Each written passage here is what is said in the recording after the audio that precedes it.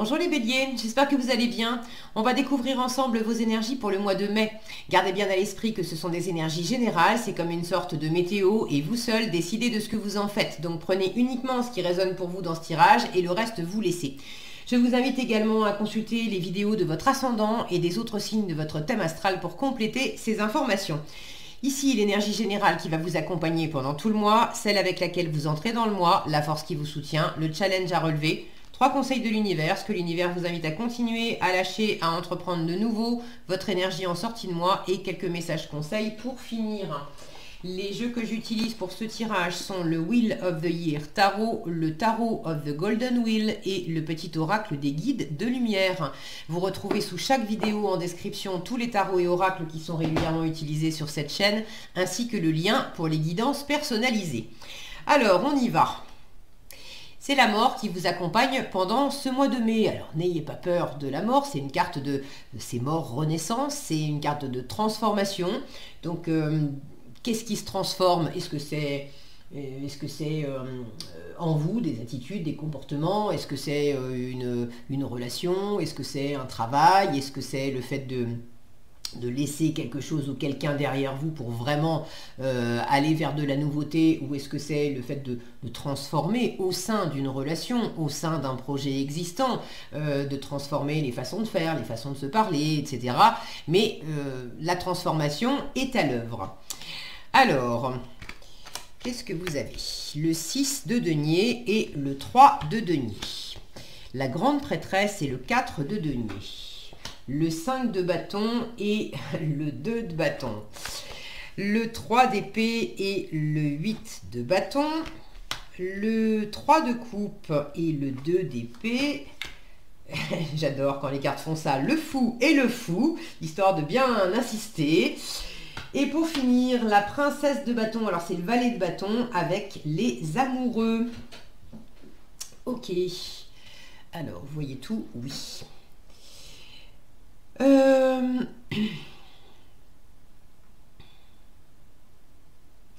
Alors, j'ai... c'est pas impossible que vous soyez, alors peut-être pas tous les béliers, mais d'être dans un entre-deux. Entre-deux quoi? Est-ce que c'est entre deux personnes? Est-ce que c'est entre deux projets? J'ai une notion là de 3 énergies. 3 de denier, 3 d'épée, 3 de coupe. Celui qui manque, c'est intéressant de voir ce qui est là, mais c'est intéressant de voir ce qui manque aussi. Celui qui manque, c'est le 3 de bâton, celui avec lequel justement on se prépare, on prépare le voyage, on prépare l'avenir, on est en train de préparer ce qu'on va faire. Et puis vous avez 2 de bâton, 2 d'épée. La grande prêtresse, c'est le chiffre 2. Et les amoureux, qui, là encore, j'ai 3 personnages sur les amoureux. Les amoureux parlent d'être dans un entre-deux, d'avoir une décision à prendre, d'être dans une forme d'incertitude parce que les choses sont pas claires. Il faut choisir, il faut se positionner et c'est pas évident.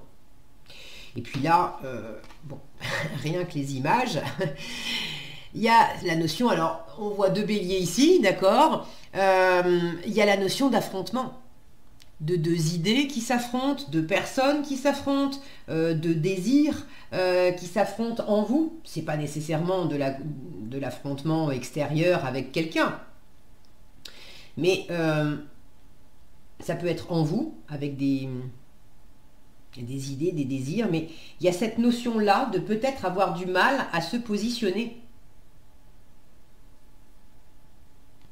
Bon, on va voir au fur et à mesure. Vous entrez dans le mois avec le 6 de denier et le 3 de denier.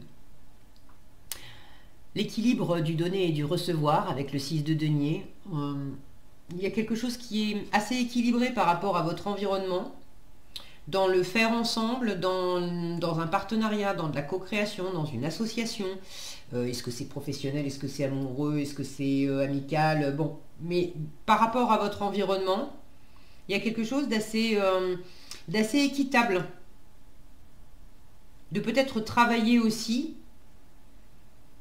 Il y a de la générosité, de peut-être travailler à améliorer l'équilibre, à améliorer vos conditions de vie, à améliorer les conditions de vie des autres. Mais il y a cette notion que ensemble, on va plus loin.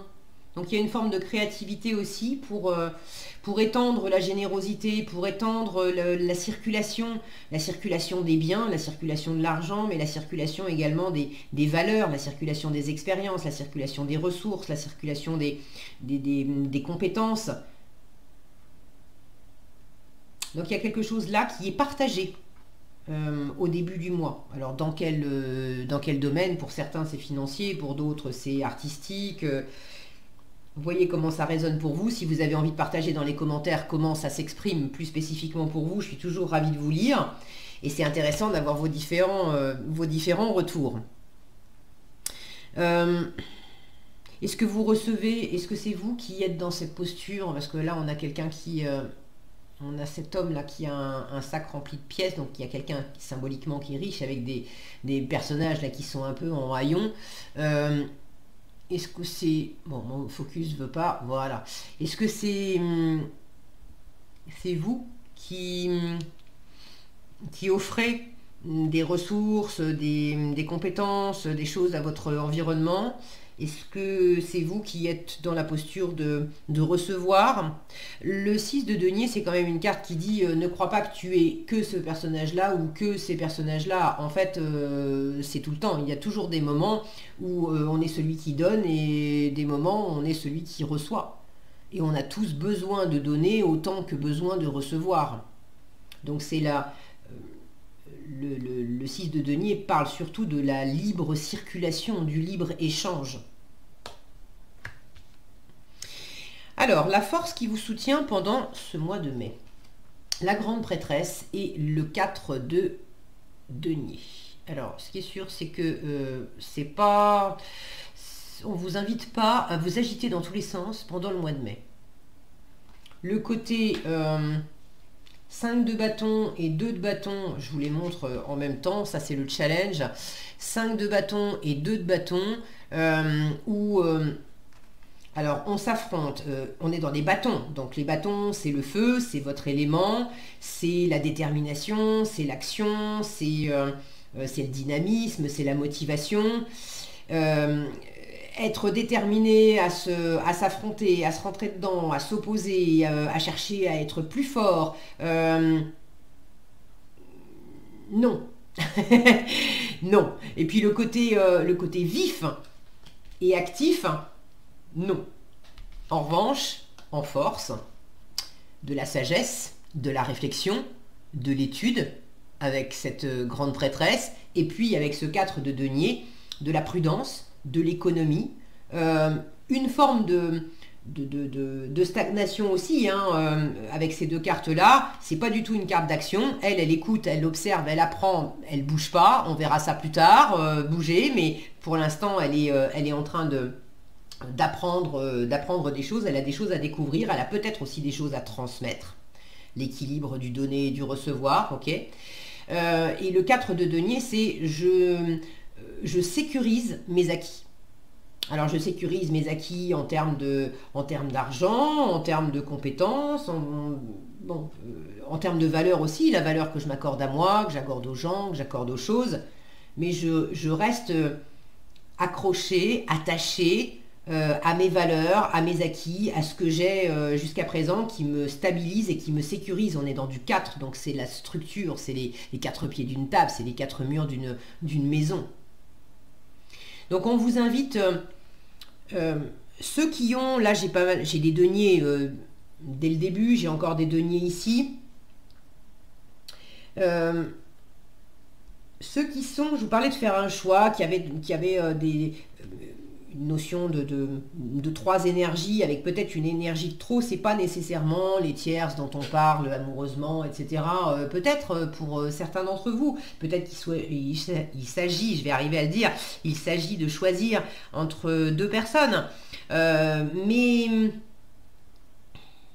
Pour certains, il y a peut-être un choix à faire dans du professionnel, dans du financier, dans du matériel qui implique du financier.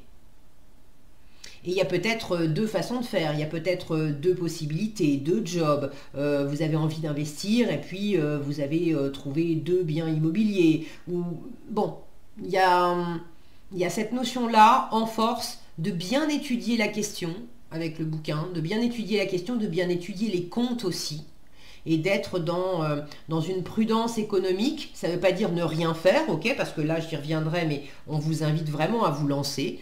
On vous invite à vous libérer aussi de tout ce qui peut être enfermant, entravant, trop lourd, etc. On vous invite à voyager léger. Donc il y a quelque chose là, dans ce positionnement dont je vous parlais, il y a peut-être une option de trop.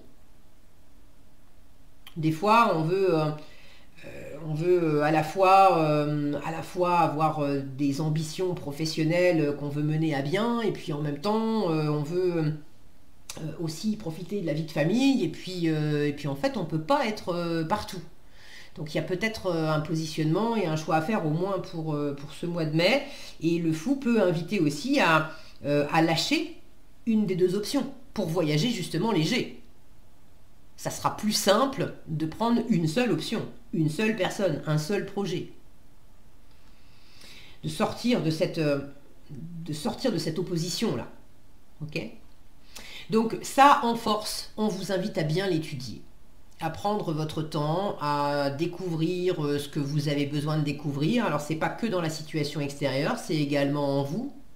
La grande prêtresse vous invite à avoir cette sagesse de descendre dans vos profondeurs pour observer où est-ce que vous êtes peut-être trop dans votre tête, où est-ce que est-ce qu'il y a encore une forme de blessure, d'insatisfaction, de déception sur quelque chose? Est-ce qu'il y a une forme de confusion parce que vous voulez faire des plans? Vous voulez faire des plans, mais vous refusez de choisir aussi. Et encore une fois, de vous positionner. Bref, vous avez des choses à étudier dans la matière, mais aussi en vous. Et d'étudier à quoi vous êtes attaché, à quoi vous êtes accroché. Parce que si vous devez effectivement choisir, c'est renoncer. Donc, des fois, on n'arrive pas à choisir parce qu'on ne veut pas renoncer. Mais en ne choisissant pas, quelque part, on renonce aussi, on a l'impression on peut renoncer aussi à l'option A comme à l'option B, parce que si je ne me positionne pas, peut-être qu'à un moment, les deux options vont me passer sous le nez. Donc, on vous demande de vérifier à quoi vous êtes attaché aussi. Qu'est-ce qui est important si vous vous positionnez, donc du coup, si vous choisissez de renoncer à une option ou à une autre, il faut que l'option que vous choisissiez remplisse certains critères, certaines de vos valeurs.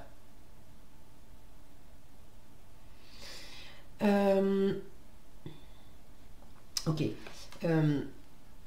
Il y a peut-être aussi alors soit de l'apprentissage, une formation pour certains, pour mieux choisir ou pour mieux vous positionner ou pour aller de l'avant. C'est de prendre le temps de vous former à quelque chose. Et comme ça, ça sera plus facile pour vous de vous lancer après. Alors, je ne sais pas exactement de quoi il s'agit, hein, donc évidemment,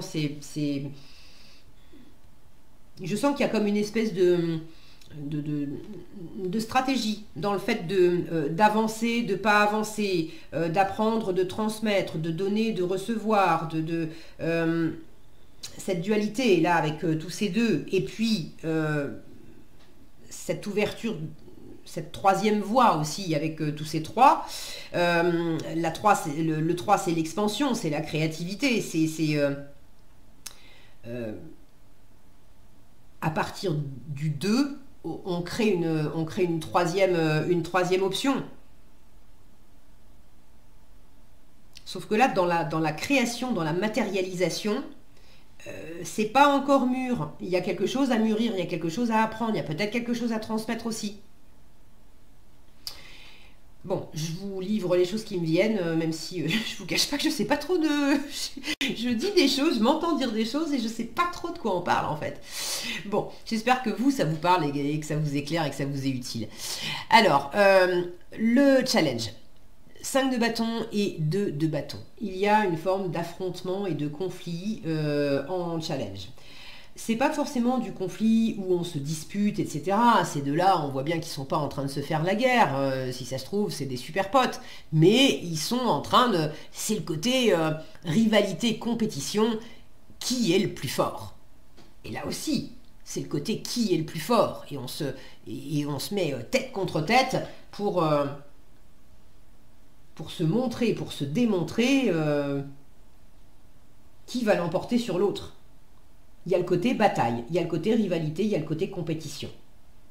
Le 2 de bâton, avec un 2 de bâton, on a envie d'ailleurs, on a envie de nouvelles rencontres, on a envie de nouveaux projets, on a envie de nouvelles expériences, mais par ailleurs, on est quand même encore dans sa zone de confort. Et il y a une part de nous qui n'a pas envie, qui n'est pas prête à quitter la zone de confort, et il y a une autre part de nous qui a envie, elle, d'aller voir ailleurs. Et ça s'affronte.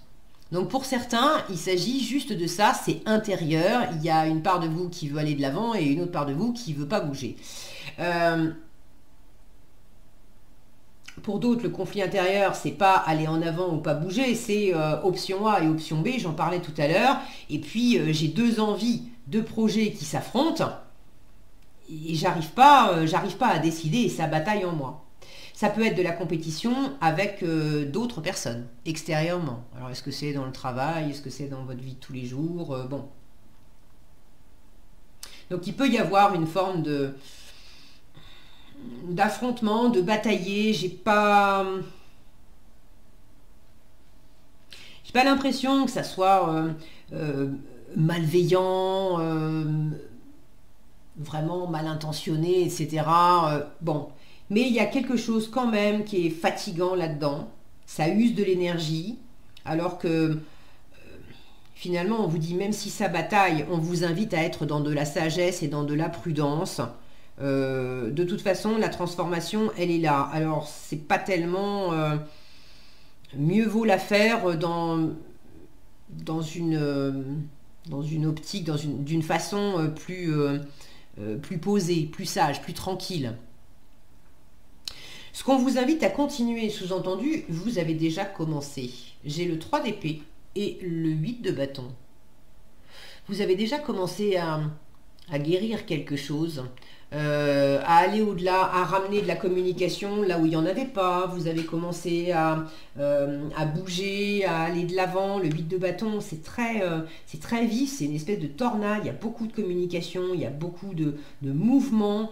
Vous avez commencé à faire bouger les choses par rapport à... il y a quelque chose là qui vous avait blessé. Alors peut-être aussi, une fois encore, là j'ai trois oiseaux, dont deux qui sont des rapaces. Et les rapaces, c'est quand même de la sagesse. C'est le fait de prendre de la hauteur, d'avoir beaucoup de discernement. Un rapace a une vue extrêmement perçante. Alors, dans quelle mesure vous avez déjà commencé à prendre de la hauteur, justement, et à voir beaucoup plus clairement comment vous pouvez communiquer, comment vous pouvez bouger, comment vous pouvez aller de l'avant, comment vous pouvez prendre de la hauteur sur quelque chose qui peut-être aussi va trop vite, sur une forme d'emballement. Alors, est-ce que c'est un emballement qui vient de vous? Est-ce que c'est un emballement qui vient de l'extérieur?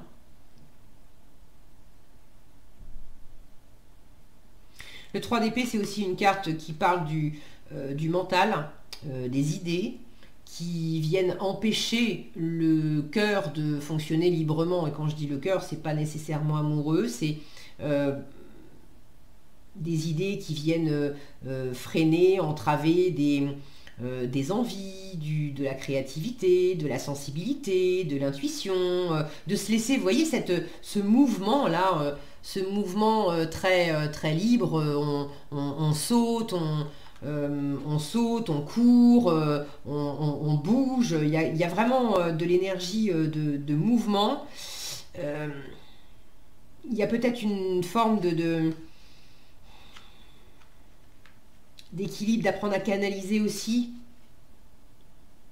Est-ce que vous êtes en train justement de vous remettre aussi, d'avoir été dans une espèce de tourbillon où soit vous vous étiez empêché de parler, de bouger, et là, ça y est, il y a quelque chose qui se guérit et le mouvement reprend sa place, la communication reprend sa place, il y a une espèce de liberté qui se remet en route, ou est-ce que au contraire, vous êtes en train de guérir les conséquences d'avoir parlé trop vite, d'avoir bougé trop vite, d'avoir eu comme une espèce de tempête là qui vous est tombée dessus, ça bougeait de tous les côtés, ça vous a embarqué de tous les côtés, et puis maintenant voilà, le soleil se lève, le temps se calme, mais bon, c'est après la tempête, il faut aussi avoir cette vue d'ensemble là pour observer les dégâts qu'a pu faire cette tornade en fait. Alors là encore, voyez comment ça résonne pour vous. Moi j'ai l'impression qu'il y a quelque chose qui se remet en route. Il y a un mouvement qui se remet en route. Et alors quand je regarde cette ligne là, regardez le mouvement de cet homme, regardez le mouvement de celui-ci, c'est vraiment le même mouvement, ces deux-là qui vont l'un vers l'autre, avec au milieu un qui bouge pas et qui est justement le 2 d'épée qui est dans l'entre-deux. Je bouge pas et je suis dans l'entre-deux. L'élan dans un sens, l'élan dans l'autre. Qu'est-ce que je fais? Et ça, c'est ce qu'on vous invite à lâcher. Et alors les deux sont regardent vers le haut et ont cet élan vers quoi? Alors vers la transformation et vers également ce 3 de coupe où regardez la transformation, je vous disais c'est mort, mais mort renaissance. On a un petit caneton qui sort de l'œuf et avec un 3 de coupe, on est dans des réjouissances, on est dans quelque chose d'agréable, c'est la récré, c'est le ressourcement, c'est des moments sympas, c'est des retrouvailles, c'est après des moments difficiles, on se réconcilie, après une période où on ne s'était pas vu, on se retrouve, après beaucoup de boulot, on fait une pause et puis on voit des copains et on se prend un petit apéro. C'est ce côté léger et sympa où il y a quelque chose qui émerge. On s'émerveille ensemble, on se satisfait ensemble, on joue ensemble. Sauf que là, vous l'avez en challenge. Parce que justement, pas en challenge, pardon, dans la colonne de ce qu'on vous invite à lâcher. Donc j'ai l'impression que justement, vous vous amusez pas assez. Alors il y a sans doute aussi à lâcher ce côté trio. Que c'est bien joli, mais il y a un moment où il va falloir décider. Se lancer dans un sens, se lancer dans l'autre, c'est...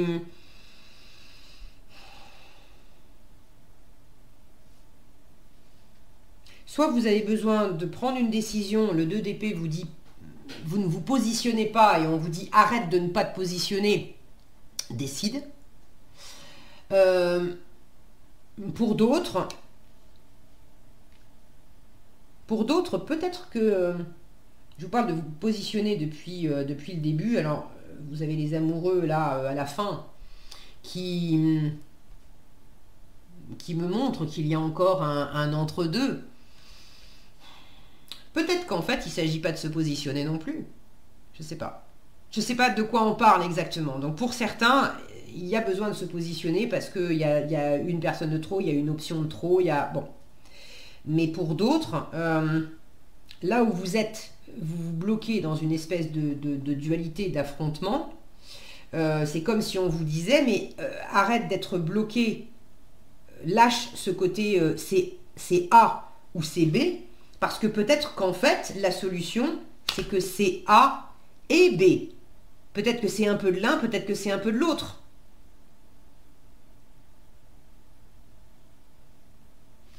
Le 2 d'épée est également une carte qui vous dit arrête de te faire des nœuds dans la tête, parce que plus tu cherches avec ta tête, il y a une forme de confusion, là, de manque de visibilité, et du coup vous avez du mal à vous réjouir et à prendre du bon temps. On vous dit laisse partir ça, parce que même si tu n'as pas de visibilité, même si dans ta tête c'est pas clair, arrête de chercher à avoir des éclaircissements et la réponse avec ton mental, parce que plus tu cherches avec ton mental, plus tu te fais des nœuds. En revanche, le 2 d'épée vous dit la réponse, au fond, tu la connais déjà, elle est dans ton cœur, ou tu as déjà des éléments de réponse dans ton cœur. Donc, écoutez votre intuition, et vraiment à entreprendre de nouveau, on vous dit bien, ne réfléchis pas trop longtemps, lance-toi. Vous avez 2 fois le fou. Le fou, c'est celui qui suit son instinct, qui suit cette force intérieure qui, vue de l'extérieur, qui peut paraître justement un peu folle, c'est pour ça qu'on l'appelle le fou. Il sent que c'est plus fort que lui, il faut qu'il fasse un pas. Alors c'est un pas, pour certains, c'est un pas décisif pour quitter. Ça y est, c'est décidé, il faut absolument que je quitte mon boulot, il faut absolument que je quitte cette relation, il faut que j'arrête de fumer, il faut que je... Alors c'est même pas il faut, ça peut se traduire comme ça, mais c'est le côté intérieurement, je ne suis pas en train de m'obliger à faire ça. Je peux avoir besoin de mettre un coup de pied au derrière pour passer à l'action parce que j'ai peur et que du coup je me lance pas. Mais si je fais ce fameux pas, c'est pas par obligation, c'est vraiment parce que dans mes tripes, il y a un truc qui me dit mais tu peux pas faire l'impasse là-dessus. Bien sûr que oui, c'est ton chemin de faire ce pas décisif pour quitter, ou pour d'autres de faire ce pas décisif pour aller vers. C'est décidé, je me lance à me mettre à mon compte, c'est décidé, je me lance à faire du théâtre et à monter sur les planches, alors que je suis un peu timide et que j'ai peur de parler devant des gens. Vous voyez l'idée, donc il y a ce côté chez le fou d'écouter intérieurement une force vive, un truc qui vous anime pour vous lancer par rapport à quelque chose qui quand même vous challenge.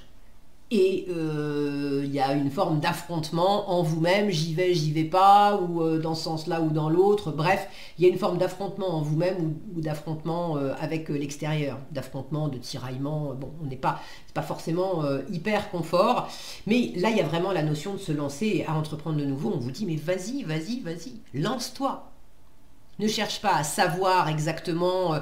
alors, en force, oui, bien sûr, il y a de la sagesse, de l'apprentissage, être dans l'économie, dans la prudence, il ne s'agit pas non plus de se lancer en faisant n'importe quoi. Mais là, il y a une notion de se lancer en se mettant en mouvement. Et le fou, c'est celui qui s'émancipe, qui s'affranchit, qui se libère. Donc, de quoi, je ne sais pas, ça vous savez très certainement mieux que moi, mais vous avez la possibilité de vous libérer de quelque chose, de quelqu'un, en vous-même, de vous sentir... regardez comme ils ont l'air heureux tous les deux là, de vous lancer.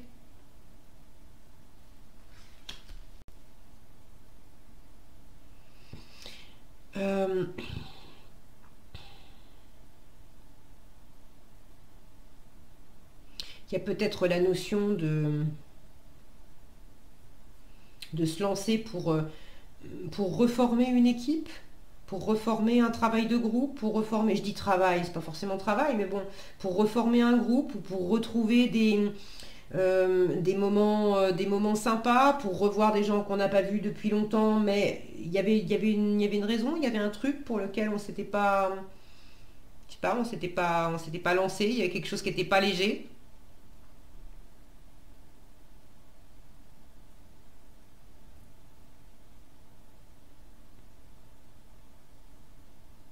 Il y a cette notion de, regardez, là on a le petit caneton qui sort de l'œuf, et j'ai cet ovale là qui fait comme un œuf avec le fou qui est dedans. Et quand je les regarde, le fou est en train de regarder en fait le caneton, ses yeux vont dans cette direction-là. dans quelle mesure il y a quelque chose là que vous pouvez faire pour éclore. Alors, est-ce que c'est pour faire éclore un projet? Est-ce que c'est pour naître à vous-même, pour renaître à vous-même, Il y a un début, il y a un démarrage, je ne peux pas vous dire mieux. Alors, ce démarrage, on le retrouve encore en résultat, puisque le valet de denier, alors de bâton, et puis là, dans ce tarot-là, c'est une princesse, c'est pas un valet, c'est une princesse. La princesse de bâton, les valets, c'est le commencement, c'est le début de quelque chose. Donc on a quelque chose. Et puis alors, regardez cette posture, là, c'est Anne, ma sœur Anne, ne vois-tu rien venir? On observe l'avenir. Le valet de bâton, c'est celui qui a cette curiosité d'essayer des choses dans la matière. Alors ça peut être un peu brouillon, d'où les amoureux aussi, avec un positionnement, une indécision, parce que j'ai coutume de parler du valet de bâton en disant c'est comme les enfants à qui vous demandez en début d'année qu'est-ce que tu veux faire comme sport. Le lundi ils veulent faire piscine, le mardi ils veulent faire judo, le mercredi ils veulent aller au ping-pong parce qu'il y a tel copain en fait qui y va, il paraît que c'est bien. Et du coup ils sont friands de plein de choses à la fois et ils ont un peu du mal à se positionner. Vous en êtes là à la fin du mois. Les amoureux, alors parlent d'indécision et de positionnement qu'on n'arrive pas à faire, mais ça parle aussi d'amour et de plaisir. Et comme le valet de bâton parle de passion. Donc là, il y a peut-être pour certains le fait d'attendre. Est-ce que pour certains vous êtes dans l'attente de nouvelles? J'ai une lettre ici. Dans l'attente de nouvelles, de retrouver quelqu'un que vous n'avez pas vu depuis longtemps, ou d'aller voir quelqu'un que vous n'avez pas vu depuis longtemps, de chercher comment vous pouvez faire. Est-ce qu'il y a une recherche d'avoir une option de plus, d'avoir, c'est pas nécessairement encore une personne, hein. Mais il y a quelque chose qui est plaisant. Et pour autant, c'est plaisant, c'est abondant. Mais il y a quelque chose, il y a cette énorme montagne derrière. Est-ce que c'est simplement la représentation que vous vous en faites? Vous vous faites une montagne d'avoir à choisir alors que peut-être il y a des choses à découvrir et qu'il n'y a pas de choix tranché à faire, mais il faut peut-être simplement se lancer. Et puis en se lançant dans la matière, les réponses vont venir toutes seules.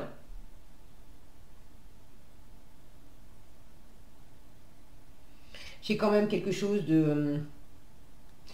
J'ai deux personnages aussi, un qui est tourné vers la gauche et un vers la droite, donc symboliquement un qui est tourné vers le passé et qui a les cheveux blancs, et l'autre plus jeune qui est tourné vers l'avenir. C'est peut-être aussi d'avoir cette curiosité de l'avenir, mais d'être encore un peu retenu par l'ancien. C'est le principe de la mort et de la transformation. On a un pied dans l'ancien et on a un pied dans le nouveau, et c'est pas forcément toujours facile de se lancer complètement corps et âme dans cette nouveauté, et le fou vous y invite. Il y a une forme de pari avec le fou. C'est le fou, j'aime bien le voir comme aide-toi d'abord et le ciel t'aidera ensuite. Montre à l'univers dans quelle direction tu as envie d'aller, même si le fou il sait pas ce que ça va donner après.